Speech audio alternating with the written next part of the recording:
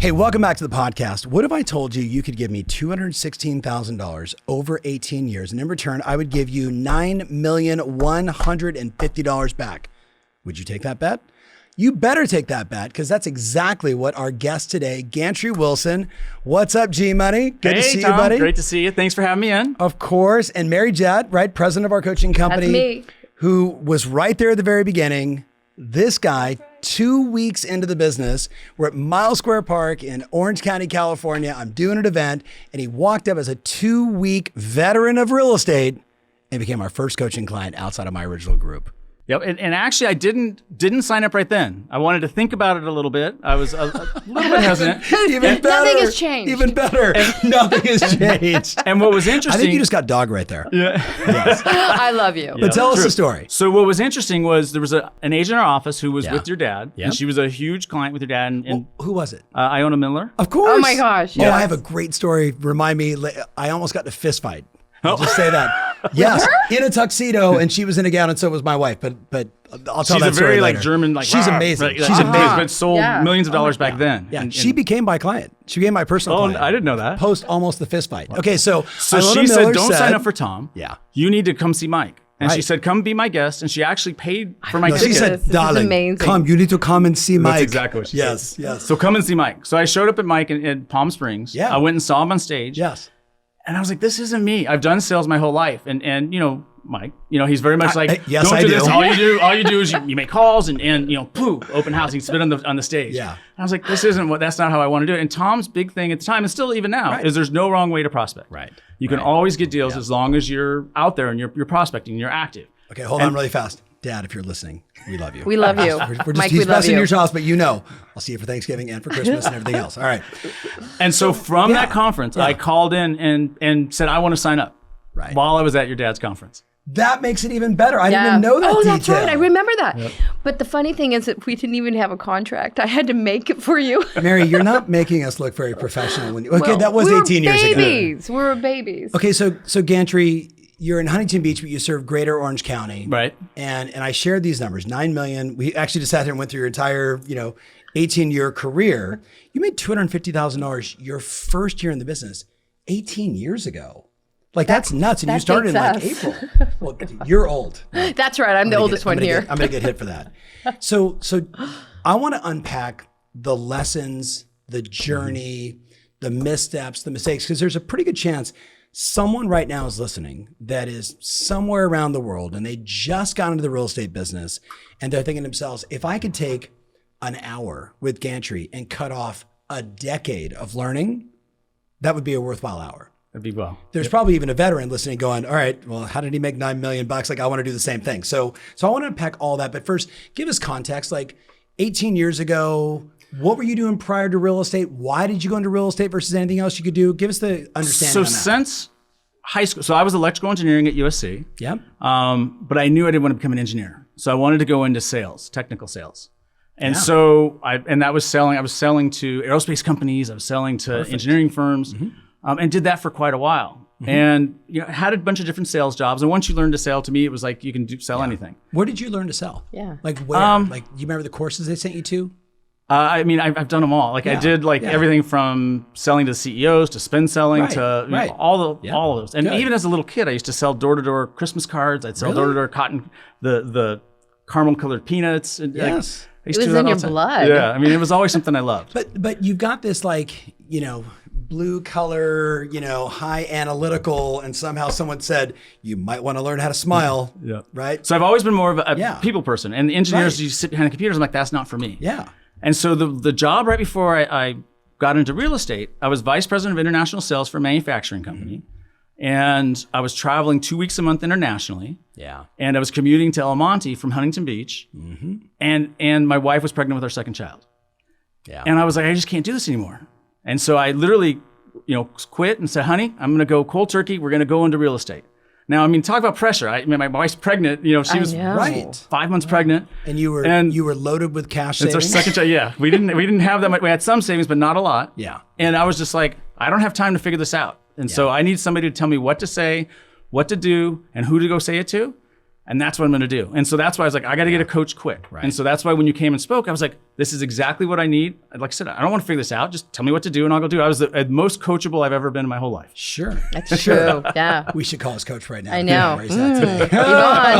Yes. All right. So year one, which really was, again, it was April, right, when you got started. So year one, you did $250,000 in GCI. And from the 2004, 12 transactions, 12 buyers with total transactions of 16. So if you were starting over today, if I moved you tomorrow to San Jose, if I moved you tomorrow to Whistler, Canada, what would you do differently as a new agent? So back then it was all about getting buyers, you know, and it was, you know, hey, how can I go get buyers, whether it was doing open houses or whatever it was. Nowadays, it's got to be about sellers, I think. And it's a matter of, it's door knocking for sellers. I mean, that's the cheapest thing you can do. Right. Holding open houses, you know, talking to the neighbors, you know, going mainly your sphere and past clients is what I've learned. Yeah. That's a good thing to do, I guess. But that's today. Right. Right. If you were starting over though, right. Would you go back to buyers? I mean, buyers will get you the quickest buck. Right. So buyers is the fastest way to get started. Yep. And then try and switch quicker. Because it took me a while to switch into sellers. Yeah. It took me a long time.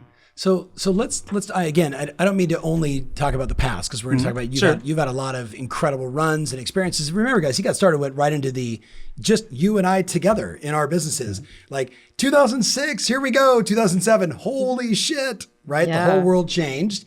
You went through it. We were going through it. We were helping a lot of clients. Right? You and I navigate through it. Oh my gosh, yeah. But I want to go back to those early days. Like, what would you say were like the 5 or 6 most important things if you were talking to a new agent today? Like knowing what you know now, like what worked for you or what would you recommend? I mean, number one is hire a coach. I mean, that's not even trying to shill you guys. I mean, that's the most important thing you can do. Yeah. 100%. Why though? Because otherwise, like, why try and figure it out? Why, have somebody who's working with other people, who's either been through it themselves or working with other people who knows the road. I mean, why try and just like you're trying to go from destination A to destination C without a map?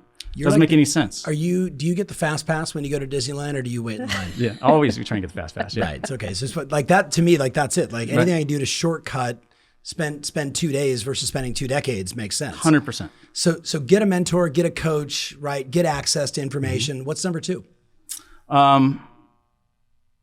Number 2 thing I think is, I think it's a lot of it's getting yourself in order. So getting time management, getting focus, getting diligent, like not treat it as a business. Okay. So when you say getting yourself in order, like what goes through your head, Mary, when he says that?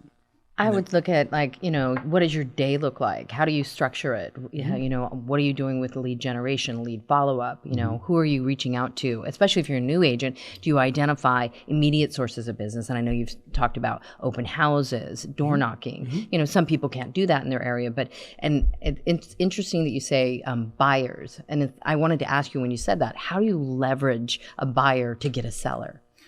So, once you have that buyer, they're going to turn into a seller down the road, of course. But then it's a matter of asking them, okay, who do you know? Who else do you know? Because typically during the escrow process, what do they say? You're going to bump into 3 or 4 people that are going to be buying or selling because everybody's excited. They're talking about it. And houses are an exciting time. Yeah. So if number 1 is get access to information, get a coach, right? Get a mentor, all that good stuff. Number 2 is clearly like get yourself in order, right? This is a business I'm running, right? This is not just obviously that's predicated on you actually are wanting to do that, right? Yeah. You want to make a lot of money, which clearly you did because you had to. What about marketing, lead generation? What about learning what to say? Give us some insight there. Oh, so absolutely. So that was the other thing too is before you guys started offering NLP and started offering the sales scripts, I went to your brother's because and did the action workshop where I could learn NLP, could learn all the stuff. And now it's so great that you guys offer it. But that was the other thing too. So I was practicing 5 times a week. Yeah. And not only with just regular people, I was practicing with like Joe D and Ty and like some of the best of the best. All my buddies, yeah. And I think you had called and put a good word in for me. Yeah. And I was so nervous to get on each time. Well, you were my first client outside of all my friends that joined the very as first. My startup. Yes. You always hey guys, remember meet Gantry. And so I was on with them once a week, and I had other people during the time. But I would tape record every role play I did with them, Right. so I could practice over and over and I practiced on everybody else, Right.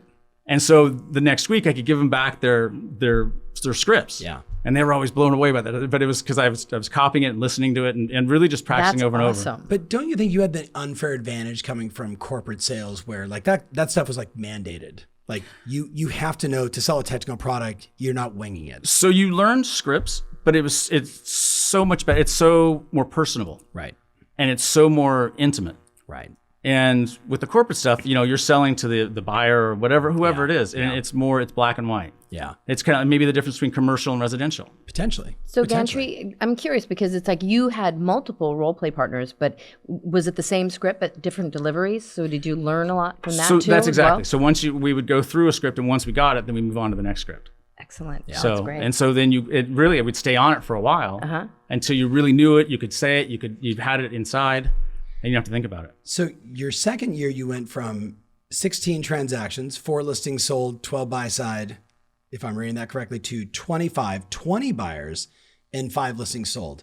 What impacted learning what to say having that? I mean, it almost doubled my business. I mean, just by learning those scripts. And that's exactly what it was. Yeah. And that was a tough time too, because I don't know if you remember, 2004, 2005, it's kind of like right now. Right. 15 offers on Super every, fun. Oh my gosh, yeah. on every house. And it was a difficult time.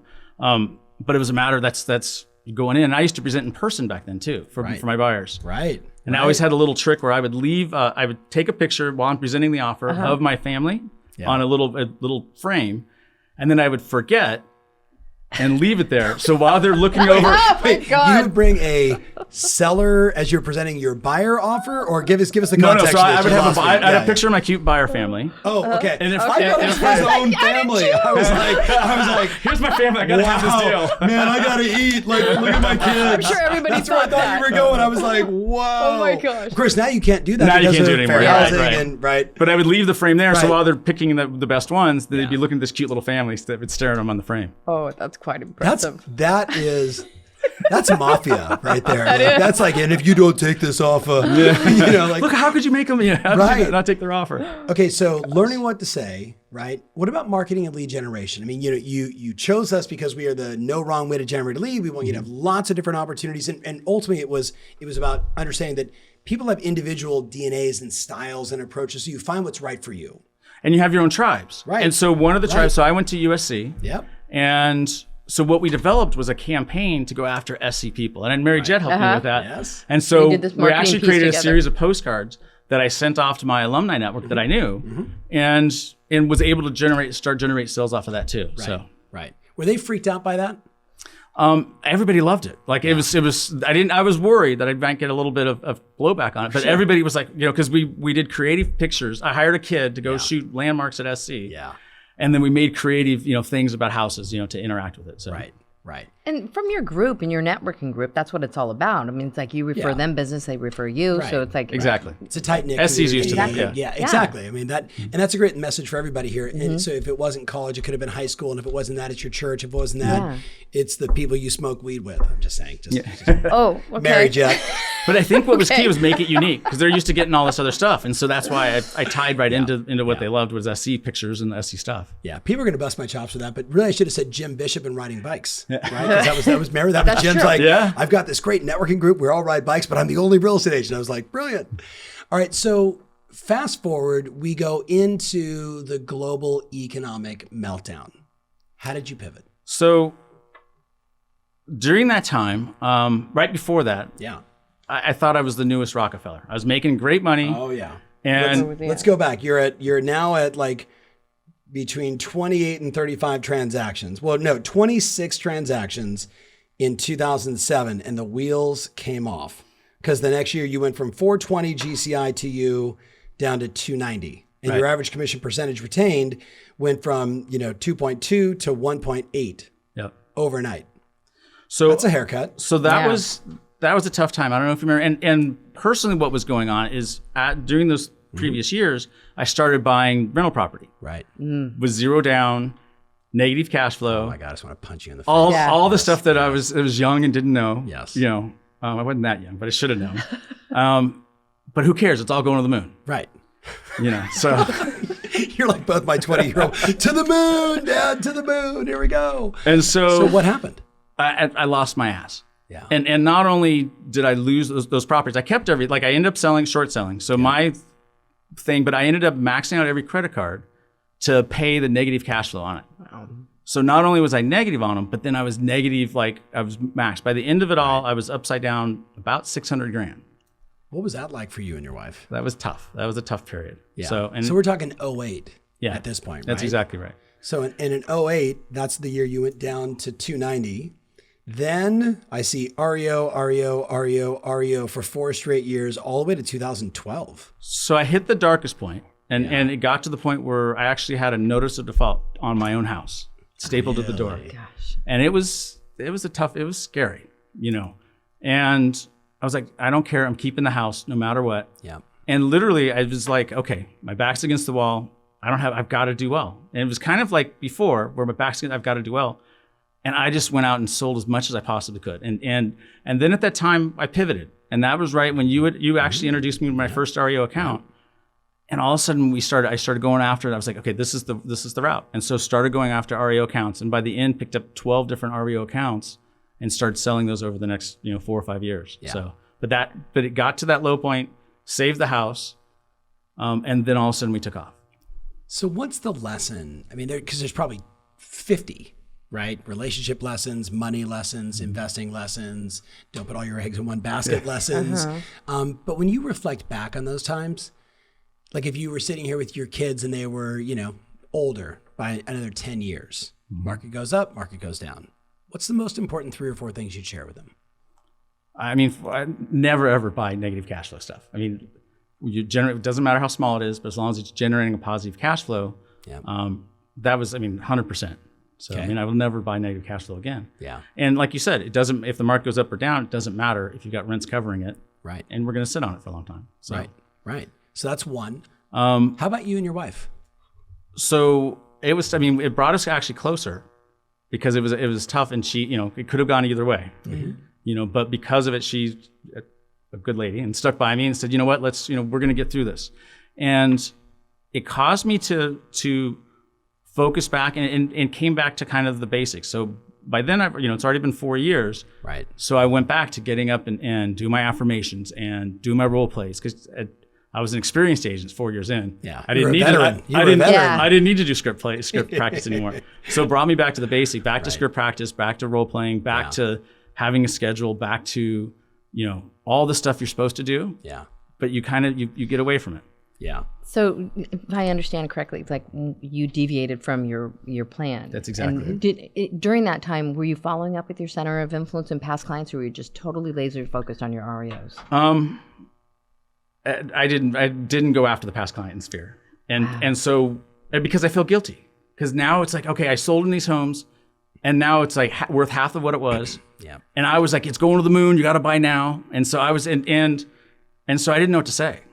And so I felt like shit because it felt bad because I didn't know what to say to him. I say shit all the time. Okay. Yeah, that's a word we all like here. John Grauman was dropping the F-bomb. Was he? The other day. Oh, yeah. I'm like, is that your brand? He's like, F, yeah. He was just there seasoning you go. his sentences. It's great. But I felt horrible that I felt like I let him down. But it was funny because later on when I did end up calling him, they're like, Gantry, because they knew I was buying all these homes. They're like, you were right there with us. It wasn't like you were telling us to do something you weren't doing. You were right there with us. You were, that's how you felt. And who knew? Nobody knew at the time. But Gantry, that's a really important part that you brought up because like through my years of coaching, it's like when the market goes down, agents want to pull away and not educate. And it's like, that's the time when they need you the most. 100%. Because it's like, if you buy stocks, your stockbroker is not going to say, oh my God, it goes down. I'm not going to talk to her ever again. So, you have to keep them educated.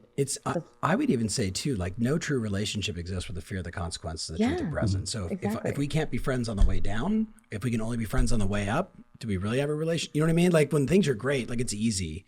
But like, when you're closest friends or your best, like for me, like my best clients, because so many of my clients are friends or, you know what I mean? Like that strong connection, like it's more so important to be following up when like I agree. the world's a shipburrito. And I've learned that, and I 100% agree with that. Yeah. And that was what I learned later on, because once I started making those calls after REO was done, everybody was so welcoming and so understanding. And like you said, it was like nothing had happened. So Yeah. Wow. So- That's lessons in life. So how did you transition out of REO? So actually, I transitioned. We started to get slower and slower, and the commissions started getting cut, and we were down to 1%, 1.5% with a big team. Right. That I had to have, not And you fire had to agent pay team, all the money up front, was waiting for the salary check to team, get right. exactly. It was salary Yeah. team. It's It was brutal. expensive. So even though these numbers look great on there, we really didn't make that much in REO. Yeah. And so finally that started to go away. So I switched into short sales for a while. Yeah. And then after short sales, I made a huge pivot and went back into past clients, but then I went into online leads. But no, let's go. So short sales, which was indicative of the times, Right. right, and just the marketplace that we were in. So distressed, displaced, kind of all the same Right. but different. So you went from there into online, or did you go there to your database first? Some of both. So I didn't, Okay. but I love it's easier for me to call online than Yeah. it was for me to call past clients. Why? So I even dragged it because I don't know them and it's easier. And it's always kind of been that way until recently. I'm like, okay, what are you doing? Yeah. But I've always been, it's no problem. It's easier for me to pick up the phone and circle call around a neighborhood or call a bunch of people that just, clicked a button on Zillow or whatever it was, rather than pick up and have a meaningful conversation with somebody. So, So what's interesting is we're almost going through the evolution of everything we did with every client. And Gantry is like just personifies all of it, except I want to punch you in the face for not nurturing your database the entire time. So I'll take, it's my fault. I didn't remind you enough. Yeah, exactly. I am the head coach. because you say that every time. So yeah. Well, but clearly I didn't say it in a way that resonated. You were like, yeah, not me. So what did you learn because we can go back to like early top of funnel Facebook, so give us like obviously you mentioned Zillow, and I was a huge advocate of Zillow almost 11, 12 years ago. Immediately, yeah. Right. So that's what I was doing Zillow. I was doing Sync pay-per-click. Yeah. Craigslist ads. I did Craigslist ads for a while. Yeah. Those were the originals. Yeah. Right. That was predating Zillow. It was like Yeah. super easy on Craigslist. And so it was enticing, and that helped. I started building a team off of that. Right. And that's all we did is we made phone calls calling these online leads, and we had success with it. Yeah. But started once again neglecting the past clients. I always had some past clients, but it wasn't substantial. Yeah. Yeah. So you did the online thing, and it sounds like you did the gamut. Did you do Zillow at your So I did your Zillow peak to of Realtor.com. Yeah. Zillow, so the Zillow leads I did were a little bit different. They were called Zillow pre-foreclosure. Oh yeah. But they were buyer leads. So they weren't seller leads, they were buyer leads. And it was unique because only you had a private territory, and not many people, most agents didn't like them. Yeah. Because it was kind of a little bit of a bait and switch. Yeah. They're calling on a foreclosure house. Hey, you can't have that house, but here, let me go show you something else. Right. Was basically what it was. Yeah. But we were really good at it and good at capturing those I remember leads. that, yeah. And had them for a long time. We were successful with the conversion on them. Yeah. Do you remember like the conversion percentage? I know we're talking. Right. We're talking so 8 standard years commission ago, used right? to be conversion used to be 2 to 3%, and we were converting at 5 to 6% on the pre-foreclosure. See, that's bonkers. I back know. in the day. It's crazy. But that's good skills. That's good nurturing. Like there's a lot that goes into that. Right. I think they discontinued it, and you still got the leads too. So I kept getting it, and we'll get into that a little bit later. But they shut them off on me this year. I know. And in 2000, They're like, who's this guy Gantry that's getting all these leads? On Huntington That's Beach, what? hysterical. but that was actually, and we can talk about how that affected me. But that was actually a blessing. Yeah. And we'll talk about how that happened this year, Yes. because there was a couple things happening between then and now. But Yes. All right. So what would you say reflecting back? Because this is what's so fun is because you were right on the cusp or right in line with basically every trend that was happening. Like we've always prided ourselves on being ahead of the curve. So what about video? Where's your YouTube channel? So I have a YouTube channel. So I just started doing that in the last year and a half. So I'm gonna punch him. Yeah, I know. I know. Like, Warning! Tom's Podcast talking about guest about to be punched in the head. So YouTube, I've just started in the last year and a half. Were you not YouTube there in and 2008 and 2009 when you said to put it right? When everybody was running up by I was calling the online leads. No, you were doing REOs, Yeah. right? But flip video cameras, Dave Robles, he that. remembers. I know. So what happened with you in video? I don't know. It seemed like it took too much time. It wasn't the immediate return, and Right. it wasn't instant gratification. It was more brand building. Sure. And sure. so I liked, calling somebody up, helping them find them a house. Let's go do it. Yeah. And get in the car. Yeah. And you actually, when you did video, you're really good at it. Yeah, it's when I do it, I'm actually great. And now we've gotten more because I hired somebody to like hold me accountable. So he comes in once a month and we shoot videos, and that's what I needed. Yeah. All right, we're getting way ahead of ourselves. Yeah. Let's keep going back. So, at what point? Actually, there's a couple things that stand out for me when I look at all these numbers because you come out of the REO days, and I know 430 to you weren't making any real money because we just understand the economics of REO. You had a huge team, yeah. Right. But then all of a sudden, like 2013, you make 450, then you make 520, then you make 630, 580, 750, 870, 730. Like you run a nice little tear. And remember, so for the people that are listening, we're talking about his GCI, not his team. Like what was, money to Gantry. So what was it? Was it the online leads? Was it, what else did you do back then? So it was because that sounds like a lot of revenue for just online leads. And then you obviously had the Zillow funky dunky leads coming in that you were converting on the buy side. Right. And so it was up until about 2017, it was mainly online leads. Yeah. So that's when I started to build the team and built it up to 6 agents. And that's all we did. We'd come in the mornings, we'd call our leads. I remember that. Yeah. And then about 2017, I read a book. The book was called Perk Your Sphere. Yeah. And so basically what it is, Perk, Yeah. P-E-R-K. Like gift? Yeah, gift. Yeah. Okay. I was like perk, like some kind of weird, like pointy thing. And so basically what it is you give your clients a gift once a month. Right. But they have to come into the office. It's a reverse Popeye. Oh, yeah. And Love it. it's usually somewhere between, my gifts were between 20 and $50. Yeah. And ranged from like a hammock to fun stuff where whatever Paint it was, a party. backpack. Remember the paint party? Right. Well, those are more events. Yeah. But so these were things they had to come in the office and they'd pick them up. Yeah. And so I started in 2017 and started almost immediately getting results from it. Right. But it was little bit results. It wasn't huge results. Yeah. And then COVID hit. So that's kind of. Well, you just fast forwarded from 17 to I know. What? to March 2020 really quick. So there's a big gap. Well, let me back up actually. So we started to grow the team. Okay, but I want to talk about the fact that it's so your lead sources were perfect for, you look at the mix of your clients, right? 40 buy side transactions in 17 on 50 total transactions.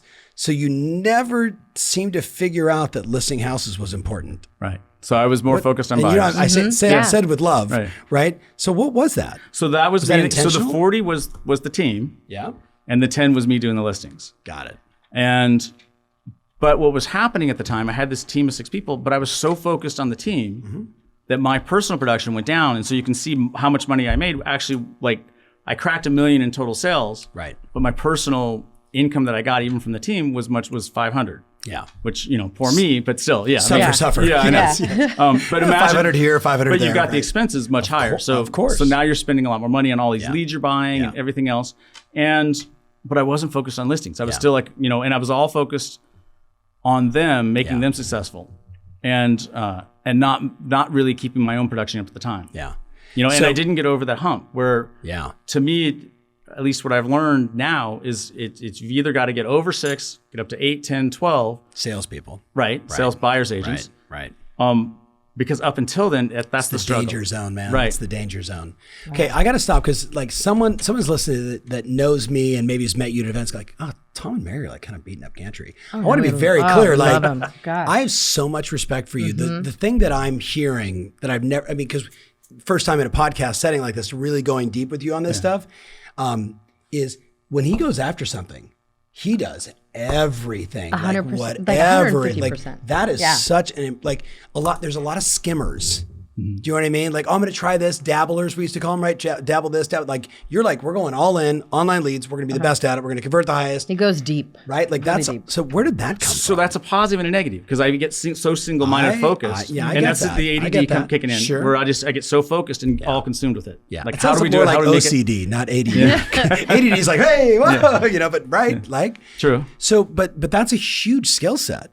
Where did that come from? Is that, you think it is that ADD, OCD, however you want to, whatever letters you you're want right, to put because on? ADD is more like you're looking around, but also Right. but it also gives you that laser focus. It does. And that was all we did. So I would just say, okay, this is what we're going to do. And I think that's, even as in engineering, I had to be so laser focused, but exclude everything else. And so I missed the simple stuff as opposed to focus on what's right in front of me. That's so that's interesting. why that's why with these online leads, I was like, okay, that's all we're doing, and everything else is kind of a distraction. There's plenty of them, and we can just keep getting it. Right. And it's a math equation. And it's going to go on forever. Right. That's exactly. Or until Zillow says, why are we sending this guy in Huntington Beach all these leads? We don't know. So COVID hits.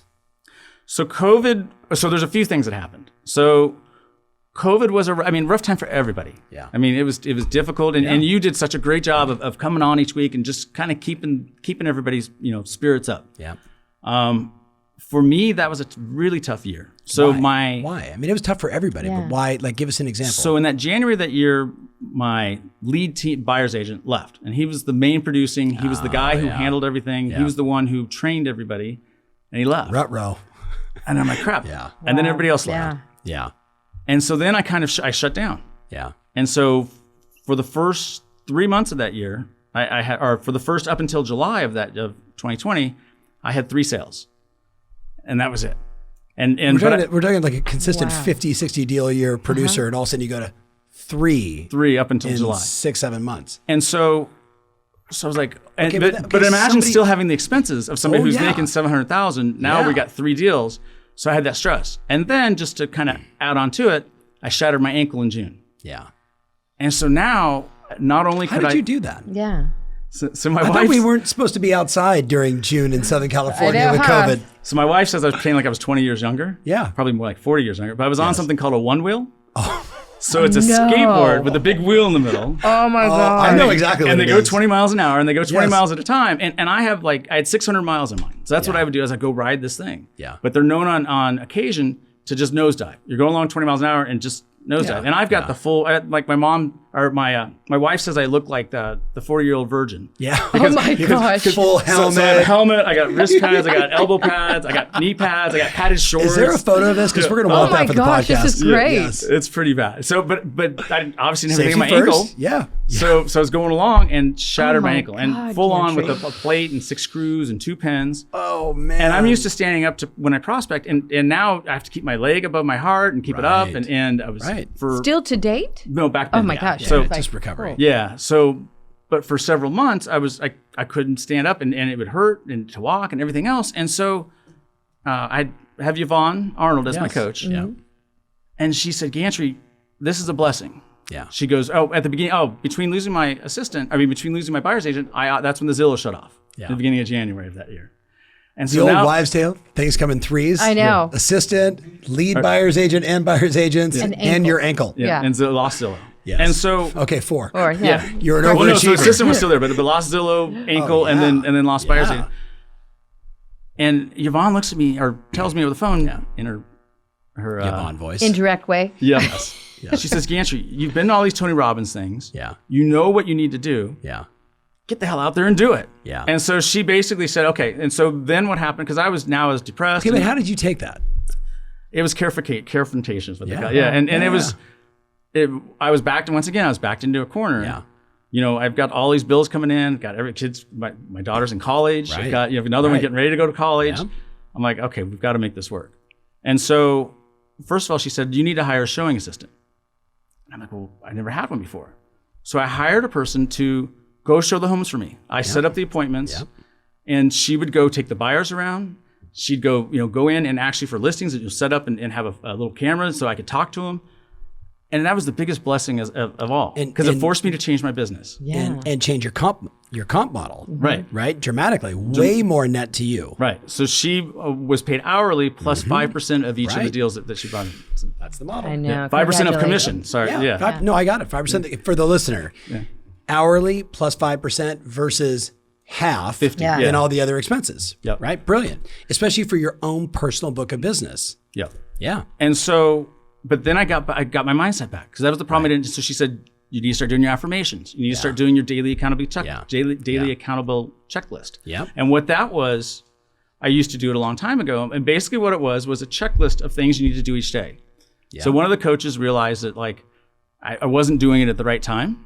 And they said, I don't care. Just as long as you get it done in the day, then I'm okay with it. Yeah. And so, it would have things on it as, simple things as, contact 5 past clients, 554. So all I'm familiar. Yeah. Yes. but it would also have meditate, do affirmations, work Yes. out, have all Yeah. these things in here, and each day I'd check it off. And then I'd also have on it, how would you rate yourself today on a scale of 1 to 10? Yeah. So it forced me to say, okay, how did I do? Yeah. And so each day my goal was trying to get better. So it would start off at a 5 or 4 even, and then finally start to get up at 8s and 9s. And I didn't give myself a lot of 9s and 10s, unless I took a listing or had like multiple listings or whatever it was, because I was pretty hard on myself. But I wanted to keep the pressure on and keep driving. Yeah. And so from the 3 the first half of the year, I ended up with 17 total that year. But it started me off because all of that groundwork with the perk your fear stuff Yep. started me back, it planted those seeds for the past clients. Yep. And so this year, with no team basically, I've got one buyer's agent who's done a couple deals. Yep. And then I got the showing assistant. Yep. Now we've taken off and had the highest profit I've ever had. Right. Right. I can see Which- that. Wow, Gantry. Yeah. So we took it up. We're at 920 for the year Yeah. for profit, which Yeah. is, but it was all about focusing back on. So I have no online leads this year. Yep. We had a database of 12,000, so we'll call through those. Still Those have been nurtured nurture. for the last Yep. 5 years, more than that, 10 years. And so now we're back focused on the past clients. We're I on just got your events and- email. It just Yep. came in. Yes. Welcome back. Yeah, and it's so much nicer, because I like them, Right. and they're actually like me too. Yes. It's- Yes. it's good to call past clients. Yes. Okay. Say that directly to the I camera. know. It's like, please. Call your past clients. How many times for the listeners you've heard me say, like, hey, don't worry about it. Don't call your past clients. It's okay. Somebody Someone else else will. will. Yeah. Right? Somebody else is going to call them. Someone else is going to fall in love with them, going to nurture them. So Gantry, there's so many lessons here, but the thing that I'm looking at, and I think I might be missing one, but you said something that is just so, like it drives this wedge in my brain in this conversation. Back against the wall when you first started. Back against the wall when the market turned and really went south in like 7 and 8. Was there a back against the wall moment when you came out of REO back into regular? Because clearly there was a massive back against the wall moment. There absolutely was, because my REO had gone away, Right. and I hadn't talked to the past clients, and so now it forced me, like, that's why I was like, okay, how are we going to do? And we were calling online leads for 8-9 hours a Right. day. So that's how I came out of that one. So you and I, we all live and die by run plays at work. Clearly, once we've acknowledged, like once you get into something, man, it is all in, and you run that play. I'm just sitting here thinking to myself, as your friend, like, what's the defensive position we need to take when, in clearly every 2 to 3 years, you have one of these moments? Not like more than that, but yeah. Yeah. Oh, I don't know. But you said something that's four, really- But now we're starting to build right? it. So now we're one of your closest friends is over here nodding, by the way. So, hello. Yes. It's now, staying out, now being consistent. I Right. think, having that consistent mindset, Yeah. getting up every day, doing the mental preparation Right. makes all the difference in the world. And it seems like such a simple thing to do, but when I don't do it, then that's when things tend to fall apart. Gantry, you said something that's really interesting. You said each day you try to be better than the day before. So the wonderful thing is that you're competing against yourself, which is so impactful. And like, can you take that and look at that and say, what I've did over the years, this is what I'm going to make sure I'm getting better. I'm competing against me. That's exactly right. Yeah. Yeah. And because I look at hey, I did this last year. I've got to do this year. Yeah.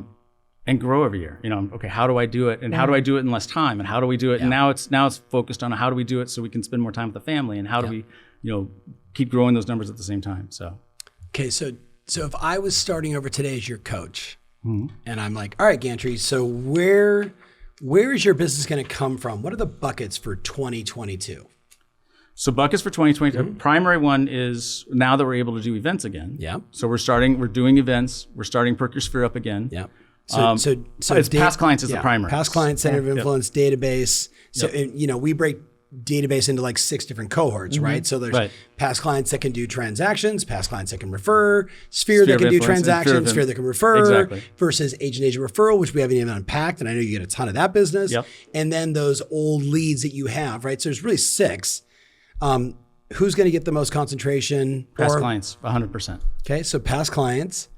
And that's even now that because I'm finding for us, BombBomb's not getting through as much. And so now I'm texting more. I'm sending them stuff and sending them to my BombBomb letters that I've sent out previously. Like in other words, if we send out a BombBomb email, we get maybe a 15% open rate. Right. And so now I'm texting them a link to the BombBomb email, and they're opening those up, and now our open rates have skyrocketed. What do you find that your past clients want the most from you? So same thing. So we also use a product called HomeBot. So they want to know what's going on what's going on with their house. So they want to know evaluation. So that's the other thing we're doing is dropping off CMA on their individual house. So HomeBot gives them an automated valuation. And now quarterly, we're giving them a CMA, a quick and dirty one, letting them know what the value of their home is. So I love that because it's like with HomeBot, it's like, have you looked at your analytics? Does anybody opt out of that? I don't think I've had anybody opt. Yeah, everybody, and it gets opened all the time, and it's cheap. It's a great thing. Yeah. So it's like the knowledge of their equity, like what's the value of their home. And we use YLOPO with Follow Up Boss. Thank you. I was just going to ask too. Okay, we're going to go tech also, but I want to go back to database, past clients, events, Perkisphere, HomeBot, CMA quarterly. What's your next lead pillar? Next lead pillar after that is going through our existing database. So we the older leads. And so with the older leads, what we're doing is retargeting them through YLOPO. Okay. So there's no need to buy any new leads. We've got 12,000 leads in there. Wow. Yeah. That these people just raise their hand. Hey, we want to go see a property now. We want to go see this or that. And it's because they're getting targeted on Facebook. They're getting targeted, all across. Yep. So other lead source that we're doing is agent referrals, like you said. Yep. So how are you? I mean, obviously, So agent referrals, I don't. Yeah. So that one we're not as specific. So it's systematic, right? Yeah. Exactly. Where so I have a few agents made it like their thing, right? Yeah. So it's not I'm not great at that, but I've got a few clients in areas like San Diego that send us leads that we do a great job on. But you're now we're getting known, like in our community. It's like I think part of it is because of Huntington Beach and because of Orange County is expensive that it's tough for people to come in, except for a few target unless you're Seattle or Northern Cal or New York or which they're all moving here in droves. Yeah, exactly. Yes. And so that's where we get our leads from is those places. Yeah, exactly. Yes. Okay. Let's talk about tech. Okay.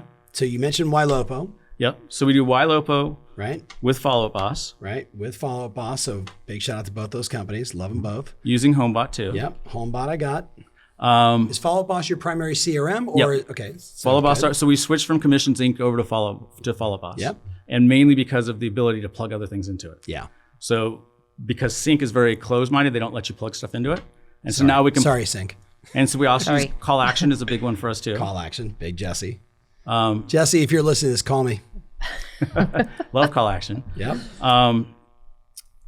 Let me think what else. Call Action's great, like track and measure everything, know every source, kind of know I spent $1 here, whatever it is. Like it's so it's all about so one of the things that's fantastic about Call Action is if somebody calls, so let's say it's a sign call. So I've got to sign up, I have a special phone number on it. If somebody calls that number, before I pick up the phone, it'll tell me if they're most of the time if it's a neighbor. Yep. It'll tell me if it's if they're from the area, how much, and sometimes it even gets very detailed, like what high school they went or what college they went to, how much their income is. Right. And so that way it's a different conversation. If they're from out of the area, now I'm saying, hey, it's probably a buyer who's looking at it. If it's a neighbor, now I'm talking about, this is where the house is. If you thought about selling, exactly. Yeah. A funny one with Call Action was a couple of years ago, I was out to dinner, and a lot of out to dinner, I just let it ring.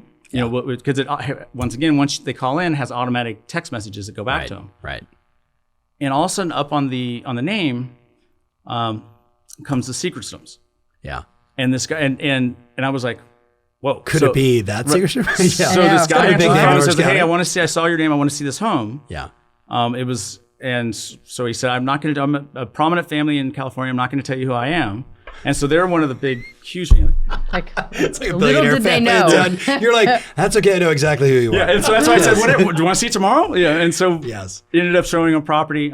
We did end up, closing a deal with him, but we've still got him. We're still talking to him and everything else. But the fact that I knew to step out of dinner to go talk to this guy, that was a good idea. That's really was fantastic. a good idea. You're like, wow, is that last name Bren? I think I'll take that call. Yes. Interesting. All right. So we talked about lead sources. Let's talk about video. Talk to us about what's your ambition for video? So I've been doing a lot of Instagram. So more focused on. So I have a person who specializes in Instagram. We do Facebook, obviously. We're doing Google My Business or the new name. Yeah, I know. Whatever. Your Google business page, and then YouTube. So and so I hired somebody specifically a video guy to come in once a month because if it's not in my schedule, it doesn't exist. And so he comes in and he forces me to do these videos, basically. So it says, hey, that's probably not the right thing. Oh my gosh, I can't believe you just you said created that. the structure to do video once a month. Forced me. So how many? He holds me accountable to do them each month. That's the better part. So I was just with Glenda Baker, right? Oh My Stars. Big shout out to, I'm a real estate agent in Atlanta, Georgia. I'm Glenda Baker. She does the same thing. Her video crew shows up just one day a month, but they shoot 40 to 50 short form pieces of content with like 27 costume changes. What's your plan? So typically we're doing not as many. Typically we're doing 6 to 7 videos that he's shooting, answering questions about our local market. Good. So I'm very focused on what's it like to live in Huntington Beach? You know, what are the best things in Huntington Beach? Yeah. You know, what can you expect as opposed to you guys general. are doing the mastermind SEO plan right now. Right. Yes. Right. Yes. So your brother's actually in our mastermind group, I and so know, he's yes. kind of helped direct kind of where we need to go with that. Yeah. So do you do it based in the office or do you actually go on location? So far I've only been doing it in the office, so that the location would be the next thing. Well, you're in a beautiful place. Actually, though, there is something to preset, set, right? Design, consistency. I know exactly what I'm going to get. Do you look at the camera or off camera? Usually we have multiple cameras, but Yeah. usually I'm staring at one camera. Okay. Test some off camera, see what happens. Oh. Do you do all long form or short form? Because if you only do 6 videos in one day, Right. either it's a really short day. So we've been Or they're doing long videos. anywhere from a minute to 2 minutes, so not long stuff. Which that's what Patrick's basically said. Hey, you got to do more short form. Right, Yeah. you need to do longer stuff. But the reason why I've been doing a minute so we can put them on Instagram and For sure. Are you doing on Reels? we just started doing a little bit of reels. Okay. So, You'll see a massive lift in Reels. okay. Yeah, remember when I said to you, hey, I got this app from Facebook and they're giving me access to a thing called live video. Yep. And I was like, well, clearly this is going to be the thing. And you had everybody do live at one of the Everybody. summits. Yeah. Everybody's Open houses, everything. everybody had videos of themselves like this, like this is me up my nose, right? Like, yes. But, It's so true. If you just follow the trends, that's how you win. Yep. Right? So you're definitely going to win here. You should follow up on one of our clients, Jeremy Knight. So shout out to Jeremy Knight. 100 grand a month is what he's making just from his YouTube channel, following the same SEO strategy. Okay. And you know what he does? He reads the news. He Really? just reads the news. Here's what's going on in Austin, Texas. Hey, did everybody see that Elon Musk is looking to buy a $20 million house and they're moving in 6,000 employees? And he's reading the news. And then what happens is the news then picks him up. And then he's reading the news article about him talking about Austin real estate. Wow. Jeremy is a beast of a human being. He's a super, super great guy, but crushes consistent video every day, all day on YouTube. And then Insta and goes every place else. So your video ambition is what? Like, why are you really doing it? To get come list me calls. Yeah. And that's the reason. Yeah. Ultimately, to build that familiarity so they feel like they know you and then get the come list me calls. Yeah.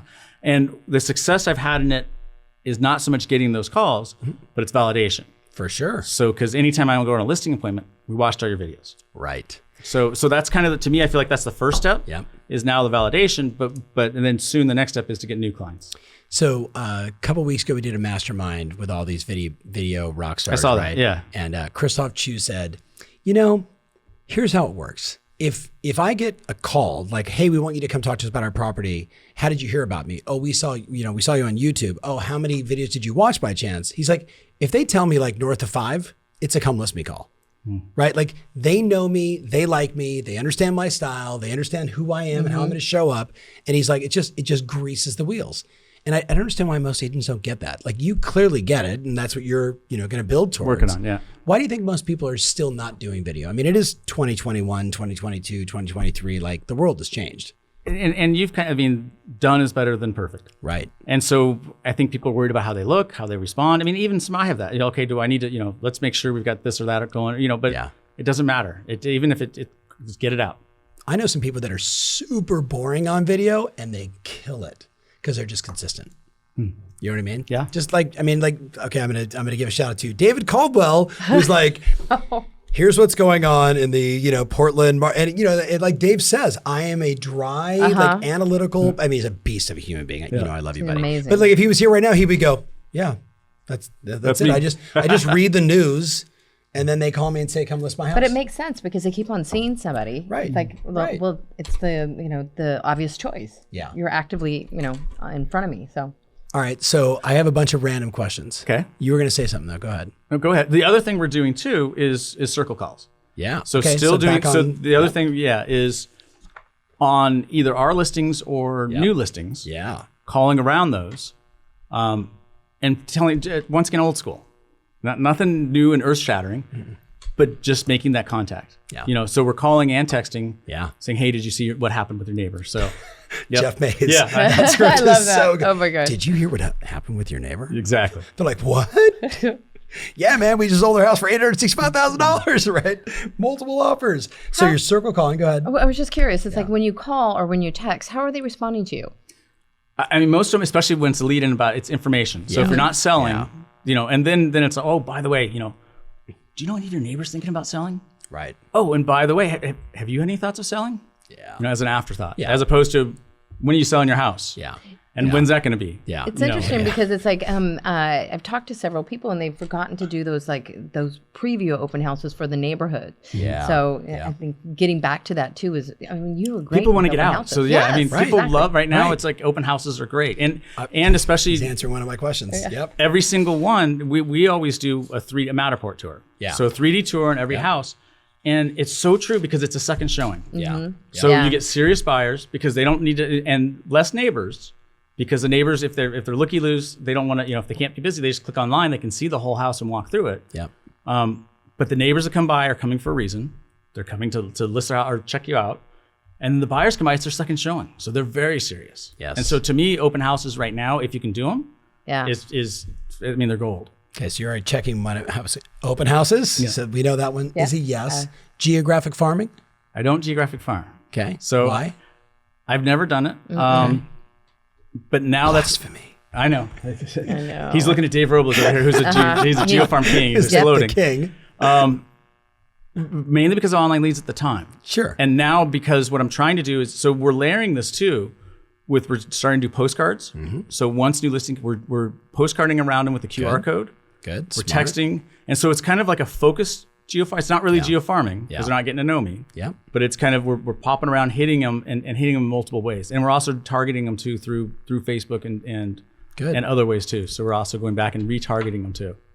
So I have a bunch of random questions. Okay. And I'll go rapid fire, then you can ask whatever you Okay. want to. So we Got can it. just keep bouncing off each other. All right. So where do you think the real estate business is going to be in 3 years?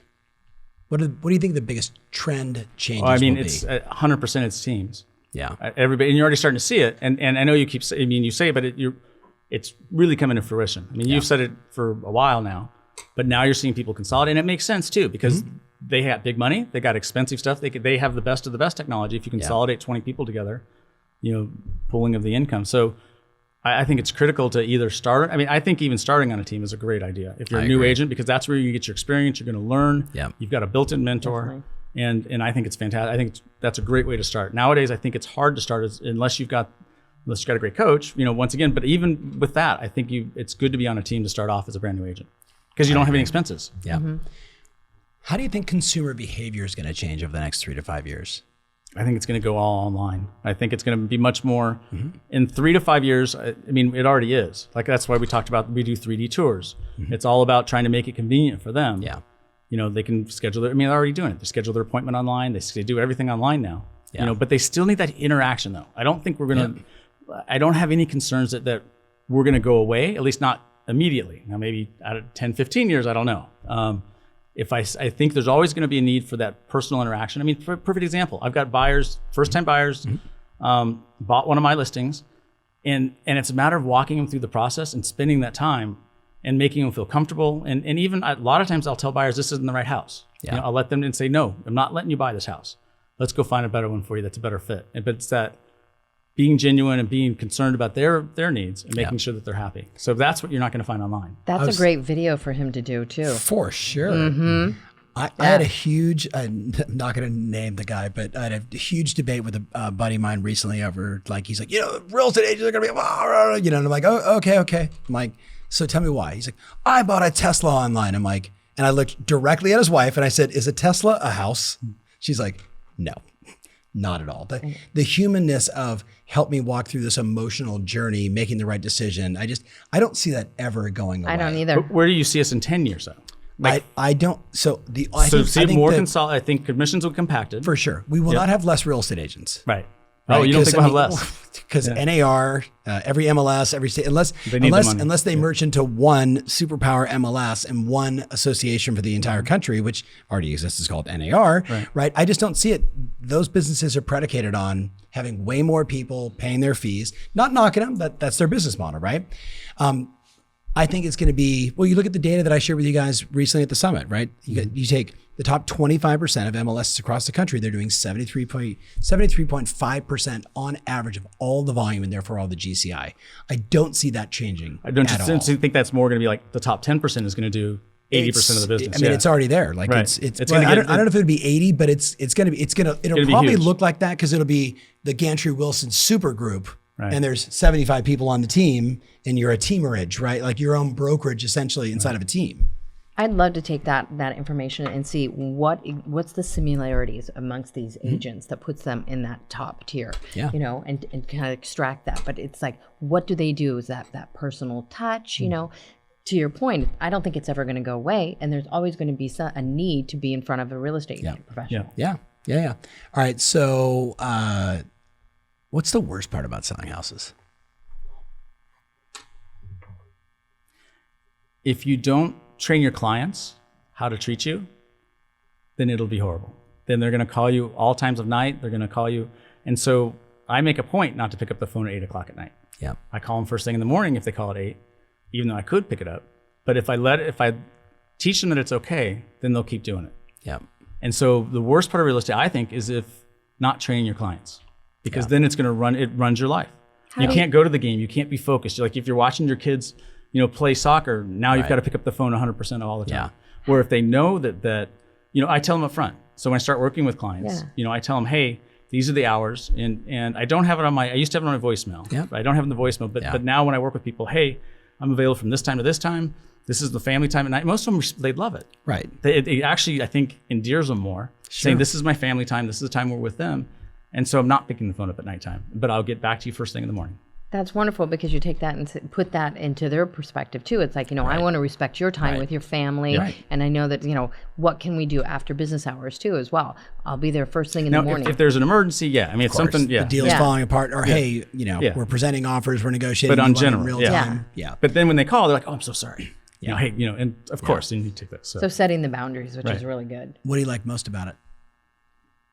It sounds so cheesy. So I've changed over the years. Sure.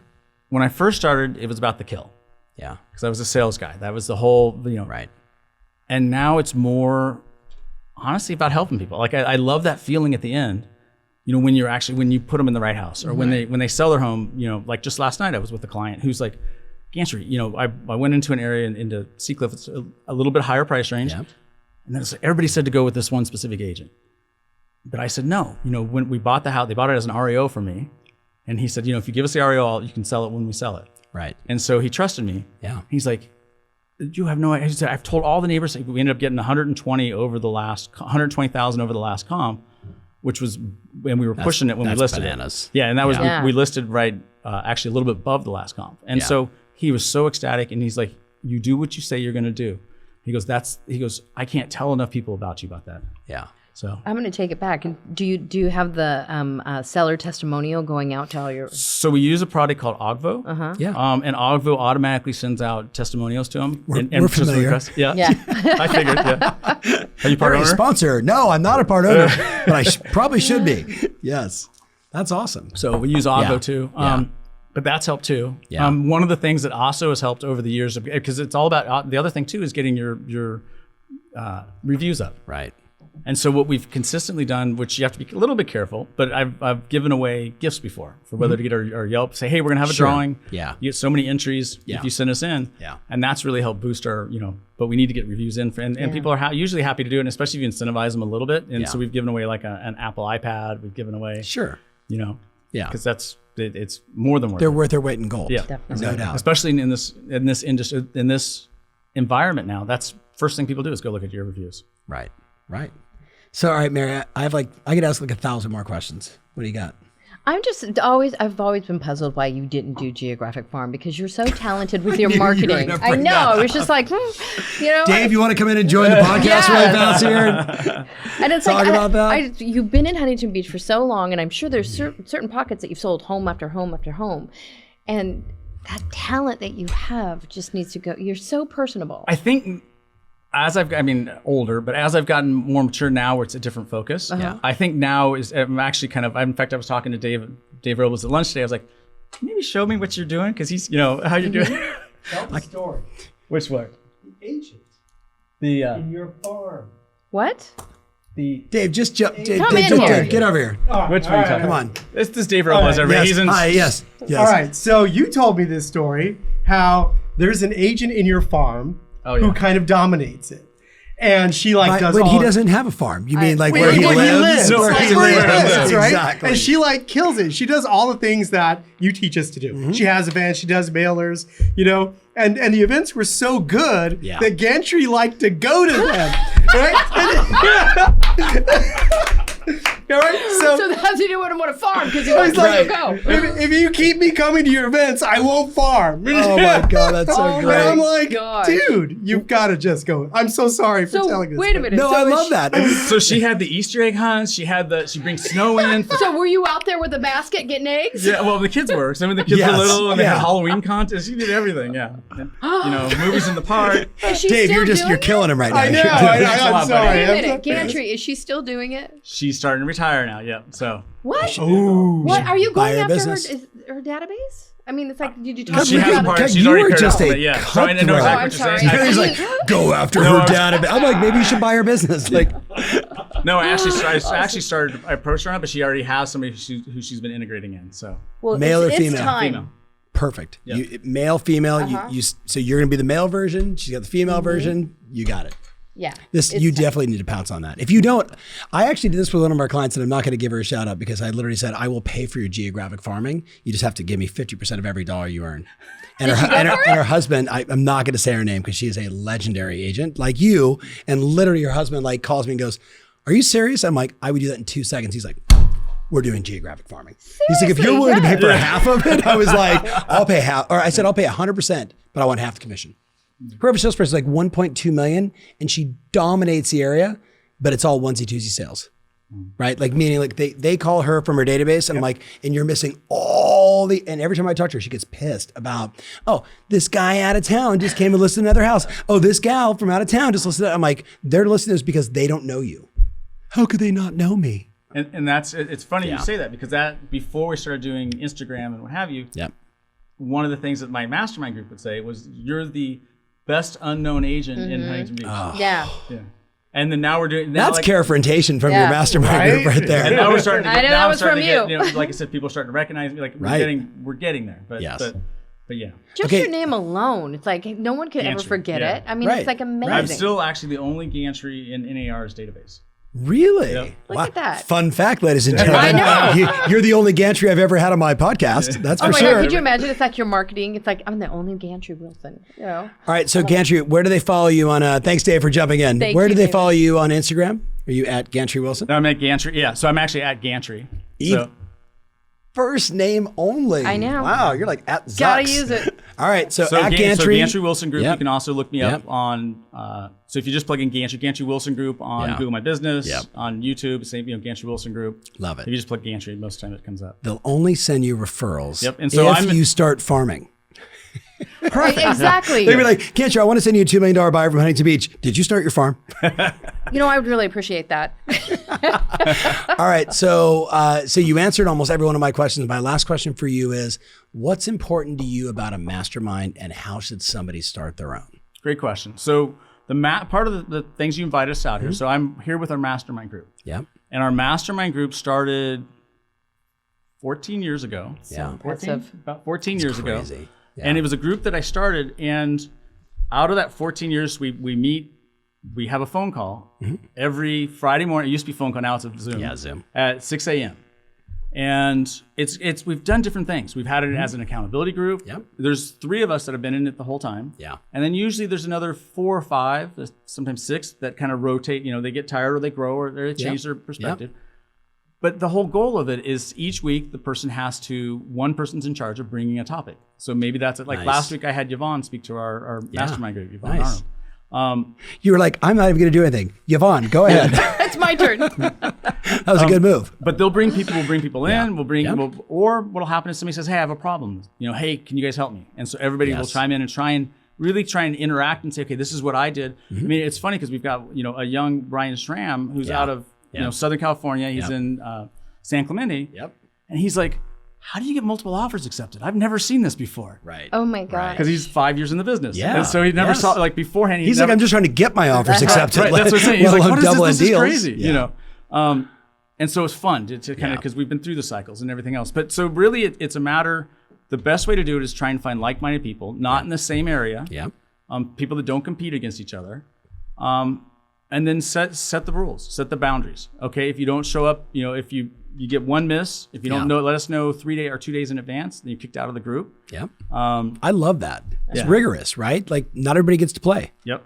And we've gone through iterations where we wanted to focus on accountability, so everybody had to report their numbers each week. Yeah. Now we're kind of, because we've got a more experienced group, we're making our calls. So we're not less focused on that, more on ideas. Yeah. But you can make it kind of whatever you want to make it. Right. What do you need right now? And Yeah. different points in my life, we needed different things. Yep. And so that's why, when I say life, but career, real estate life. So it's really about finding, the best place to find them, honestly, are at the live events. Right. So at Elite, at Summit, Yeah. that's where we would go, okay, what do you guys think about this guy? And so we'd Yeah. all talk, and then we'd go meet the person. Yeah. And say, you know, maybe go have a drink with them, whatever else, and maybe not tell them what we're doing.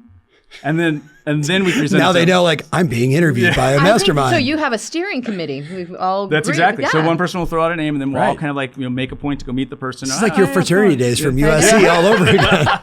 Is there like a what is that? When you get An It's like indoctrination. it's the Initiation, membership committee, Yeah, right? exactly. How many shots can you do? Let's go. Let's see. So you idea share, you And do a lot of times, accountabilities. some of our best ones is when we tried to pick people with different specialties. Right. So a geographic farm person, an online person, Yeah. whatever they are. Right. So hey, we want to, and everybody's got to be willing to share everything, Yeah. because you're not competing. It doesn't matter. So that's Right. you got to be full open kimono. Right. Right. But that's the whole thing. Like you get into mastermind groups because you want to ride on the shoulders of others and not reinvent the wheel. Like we talked about starting this podcast, like spend an hour and maybe cut off a decade of learning. So And better to get people that are at your level or above, but not too far above. Like we've had people that were way above, and we weren't providing enough value for them. Right. And so it's got to be equal ways, and that's why I like the different specialties too. yeah. Because then you can always give them something they're not doing, and so you keep growing. I think Robles is going to lead the group, man, because he's like, he's taking off. I just love, I love that you said it's like, you know, it's like it's people that contribute kind of equally. If they're too much, it's, you know, you want to give something to them, Right. and it's not fair that they're in the group. So that's really a great. It's got to be a statement. mutual Yeah. exchange Yeah, for sure. I really appreciate that. That's great information. All right. So Mary, I asked you to jump onto this podcast. I never really formally introduced you, but you're Mary Jett. That's me. How I'm long, Mary how Jett. long you been coaching now? Oh my gosh. How many hours of coaching do you have? 65,000. Over 65,000 hours. 65,000 hours. I should have you on the podcast more often. Yeah, it's been fun. Yes. I really like this. Yeah, It's fun. Yeah. So thank you for joining us. Thank you. I Right. really I was like, hey, Gantry's gonna come in. We were like, I we know. gotta get him on here. I coach Gantry. I coach Dave Robles. Yes. So in wrapping this up, first of all, I want to say thank you. Thank you for having us. Yeah. Of course. We need to play golf again. We've only played golf once. I'm a horrible golfer. I remember. Yes. Maybe that's why we've only played once. That's probably why. Pickleball? We can go skiing. Hopefully, once my ankle's better. Yes. Yeah. You got to heal up first. So I love skiing. So I already put my deposit down for a heliski trip coming up in 2023. Where are you going to go? We're going up to BC. Oh, yeah. So where though? Whistler or? No, so we're actually going. East of there? So we've done CMH. Yeah. So we've done that a Yeah. couple times, and now we're Cool. going to Bugaboo, I think it is. Yeah. Nice. Very cool. All right. So Gantry, I hope you get 8 gazillion referrals, right? Thank you for just being honest and telling the true stories. Like business is hard, right? We go through ups, we go through downs. But I can never see doing anything else. Like I love it. Right. Like it absolutely, Right. it's what gets me up in the morning. I love it. It's exciting. And like I said, I can't imagine doing anything else. Yeah. Well, we appreciate you, man. Thank you so much. And for all that you give to the community, our ecosystem, like, you know, you're a beacon of hope for a lot of people, man. So thank you. So if you know anybody in Orange County, there California, You put it out Huntington there. Beach, California, please give me Yes. a call. Or he would probably expand to more. Anywhere. Yes. But, you know, thank you so much for putting your trust in us, you know, so soon into your real estate career. We really appreciate that. And like, look at how long you've been with us since the conception of the company. Right. So love and gratitude. Since we created a first contract. Yeah, that's right. I typed it up. All right, I so don't even think I we're sent having a it to little love legal. fest here, but we got to move on. So thank you so much for watching. Make sure you Thank like you. and subscribe and leave a comment. Definitely follow this character. Absolutely. If you can find her on Instagram I'm there. at Jetinator. Jetinator. Mm-hmm. Jetinator. Mary Jett. Mary Jett only has one name. Someone actually said to her, "What's your last name?" She's like, "Jett." Like, your name is Mary Jet? Like that was true story. True story. All right. story. We're out. Thank you so much for listening. We'll see you guys soon. you. Take Bye. care.